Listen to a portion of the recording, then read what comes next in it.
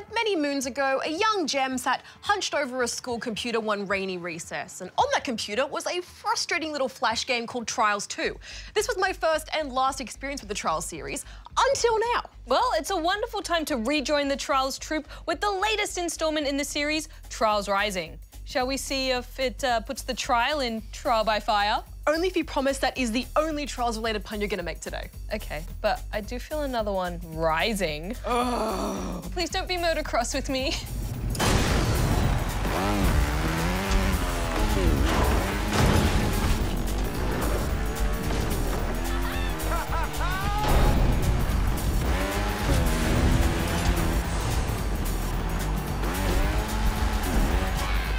In a nutshell, the Trials series is about getting your bike from point A to point B. Except between those 2 points are all manner of twists, turns, and death-defying drops. It's motorcycle acrobatics at its most insane. And Rising definitely keeps to the theme. Tracks are spread out all over the globe, ranging from the snowy peaks of Scotland, to the balloons of Bagan, to the skies of Siberia. Each one offering up riskier and more complex stages to master as you progress. And that will involve a lot of, wait for it, please don't hate me, trial and error. I'd be mad if you weren't so very, very right. The control scheme is simple in theory. Pump the gas to go faster, lean forwards and backwards to control the angle of the bike, bail out when the frustration kicks in, and brake to, well, brake. Putting them into practice, though, is another thing entirely. Thankfully, though, you've got an expert on hand to show you the ropes, or tracks, in the form of Aussie YouTuber and Trials educator, Professor Fat Shady from the University of Trials. Welcome to Trials 101. His first few lessons go into the basics of not falling on your face, while his later tutorials look at the more technical elements of Trials controls. I really liked how detailed these classes were without being too overwhelming. You're given a demonstration, guided instructions. Pay close attention to the bike rotation. And with a visible user interface, you can see what the movement is meant to look like from a controller perspective. How good is it to be able to see what you're meant to do? I'm so glad these were included. They're super helpful if you're new to the Trials series or just want to brush up on your technique. But we should probably talk about the tracks themselves. What did you think? Oh, they're so awesome. Because they're personalised to whatever country they take place in, each track feels unique, and not just visually either.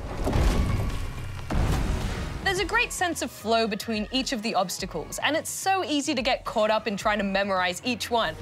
To nail that perfect run. Memorize? Yeah, I got it.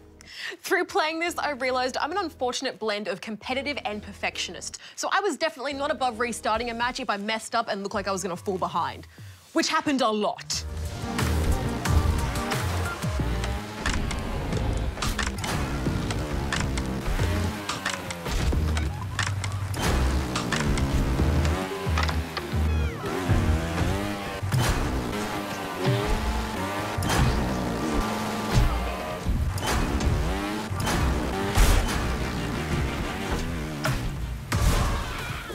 Ugh. Once you've completed a certain amount of tracks, you can take part in the stadium finals. Here, you'll duke it out against other riders aiming for that top spot on the leaderboard. Once you've got that under your belt, you unlock the next region with more tracks, challenges, and sponsors. Sponsors set goals for the tracks you compete on, such as finishing in a certain amount of time, doing a certain amount of tricks, or getting through the course without messing up. Which, as we've mentioned, is way easier said than done. In between the bouts of rage, though, comes a ray of sunshine in the form of the skill games. These return from previous Trials titles as little breaks from the mayhem of the competitive circuit, where you can lose yourself in some over-the-top, often dangerous fun. Speaking of over-the-top, the new character and bike customization options have opened up a world of terrifying builds for you to create and purchase. For instance, your character, Gem. Why?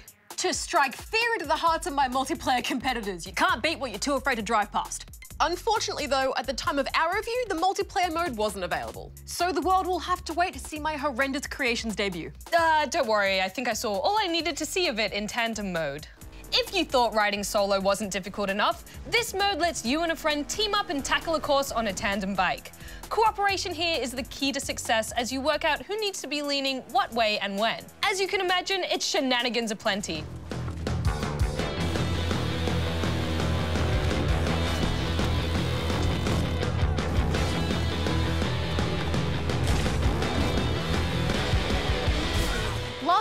least, the Trials track editor returns, letting you craft whole new courses and share them with the online community. There is such a massive amount of elements to command and control here to get the most out of your track. So much so that I would have liked to have seen an inbuilt tutorial in there somewhere just to get my head around what I was doing. Yeah, that would have been super handy. But thankfully, there are heaps of user-made tutorials online that you can look at to get a better understanding of how everything works. But we should wrap this up. Final thoughts, Gem? Rad, there's something to be said about a game that can make me want to pull my hair out, yet still keep me coming back for more. As frustrating as the process of mastering each course can be, there is an undeniable sense of thrill when you watch those seconds get shaved off your runtime with each new try.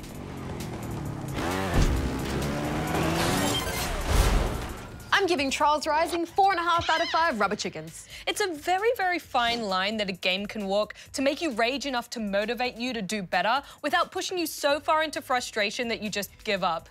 And Trials Rising knows just how far it can take it. I had an amazing time. You could even say, it got a rise out of me. I wish you wouldn't. I'm giving it 4.5 out of 5 rubber chickens.